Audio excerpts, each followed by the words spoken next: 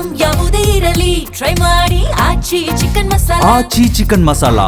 Commissioner ಅವರು actually ಅವ್ರೇನು ಹೇಳ್ತಾ ಇದ್ದಾರೆ ಅಂದರೆ ನಾವು ಲಾಸ್ಟ್ ಇಯರೇ ಮಾಡಿದ್ದೀವಿ, 1 ವರ್ಷ ಕೊಟ್ಟಿದ್ದೀವಿ, ಈ ವರ್ಷ ಮತ್ತೆ ಮಾಡಲ್ಲ ಅಂತ ಹೇಳ್ತಾ ಇದ್ದಾರೆ. ನಮಗೆ ರಿಲ್ಯಾಕ್ಸೇಷನ್ ಕೊಡಲ್ಲ ಅಂತ ಹೇಳ್ತಾ ಇದ್ದಾರೆ.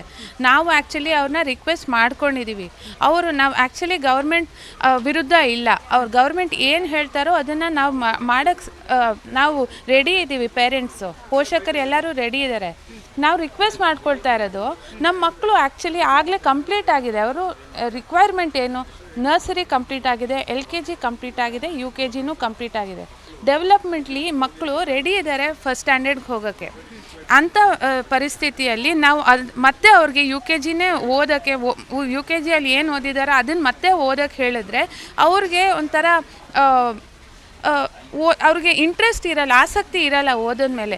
ಓದಿದೆ ಮತ್ತೆ ಯಾಕೆ ಓದಬೇಕು, ನನಗೆ ಇದಾಗ್ಲಿಕ್ಕೆ ಬರುತ್ತೆ ಅಂತ ಒಂಥರ ಕಾಂಪ್ಲಿಸೆನ್ಸಿ ಬಂದುಬಿಡುತ್ತೆ. ಅದು ಬರಬಾರ್ದು ಮಕ್ಕಳಿಗೆ. ಸೊ ಅದಕ್ಕೆ ಹೊಸದಾಗಿ ಏನಾದರೂ ಕಲಿತಾ ಇರಬೇಕು.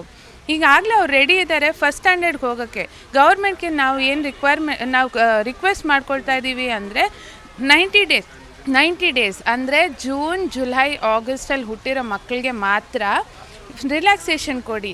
SCP ಇಂಪ್ಲಿಮೆಂಟ್ ಮಾಡಿ. SCPಯಲ್ಲಿ ಆಗಲೇ 90 ಡೇಸ್ ರಿಲ್ಯಾಕ್ಸೇಷನ್ ಇದೆ ಅಂತ ಬರೆದಿದ್ದಾರೆ. ಆ್ಯಕ್ಚುಲಿ ಈ ರಿಪೋರ್ಟ್ನ TOIಯಲ್ಲಿ, ಡೆಕ್ಕನ್ ಹೆರಲ್ಡಲ್ಲಿ ಮತ್ತು ಪ್ರಜಾವಾಣಿಯಲ್ಲಿ ಎಲ್ಲ ಕಡೆನೂ ಬಂದಿದೆ.